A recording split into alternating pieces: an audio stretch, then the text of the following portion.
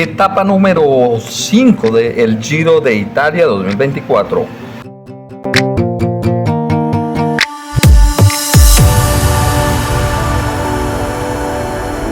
Llegaba la tercera etapa con un perfil similar. Recordemos, en la etapa número 4 se impuso Jonathan Milán, una etapa donde propuso el corredor Filippo Ganna, pero fue alcanzado, digamos, en los últimos 600 metros. Al final Jonathan Milán se pudo imponer sobre Tim Merlier, sobre estos grandes velocistas que hacen parte de esta edición del Giro de Italia. Entonces aquí vemos cómo el corredor Jonathan Milán fue más rápido que Tim Merlier, que el mismo corredor Phil Bauhaus, que el mismo Ola Koy, y de esta manera obtenía la primera victoria para el equipo Littred. Hasta el momento 4 etapas disputadas hasta ahí, 4 ganadores diferentes de diferentes países, de diferentes equipos. Para hoy entonces tendríamos, como lo decíamos, la tercera etapa similar, con un perfil similar, un perfil para velocistas entre la población de Génova y Lucca, de 178 kilómetros de distancia. Con un Tadej Pogačar que se mantiene como líder de clasificación general, conservando la maglia rosa para el corredor esloveno. Desde el mismo inicio de la etapa se formaban los intentos de fuga, inicialmente 4 hombres, entre los que destacaban el corredor Weiss, asimismo estaría el corredor Aschi, el corredor Hesky y el corredor Tarossi. El corredor italiano también hacía parte de este intento, de esta fuga inicial. Veíamos también el majestuoso tren en modo Giro de Italia, en modo rosa, en modo Amore Infinito. Tadej Pogačar viajaba dentro del grupo con mucha tranquilidad, así mismo como Geraint Thomas. Las cámaras enfocaban a Tim Merlier, que en algún momento tuvo dificultad, sin embargo pudo nuevamente conectar con el grupo principal y de esta manera pues proseguir en su aspiración de obtener una nueva victoria de etapa. Esta fuga entonces se quedaba con el primer sprint intermedio, sin embargo pues eran interceptados casi que justo después de pasar por ese primer paso. Controlaban esta parte el equipo Alpecin Duconitz. El equipo belga. Luego se presentaban caídas, que ha sido como la constante en las últimas etapas. Llegaba un segundo sprint intermedio, allí buscaba la posibilidad Jonathan Milán, estaba Tim Merlier, Ola Koy, el corredor del equipo Visma Lead.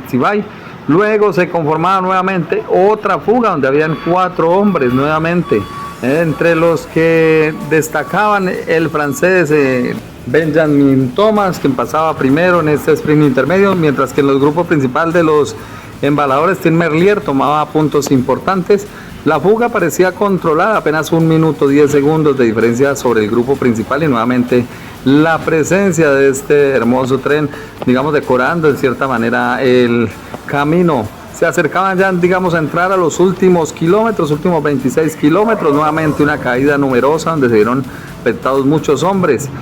Este suceso parecía darle un poco más de vida a la fuga, que seguían conquistando los pasos, en este caso el puerto de montaña de 4ª categoría, pues no afectaba, digamos, la clasificación de la montaña. Entraban a los últimos kilómetros, últimos 15 kilómetros, y la diferencia estaba casi que sobre el minuto. Últimos 5 kilómetros y eran 30 segundos la diferencia.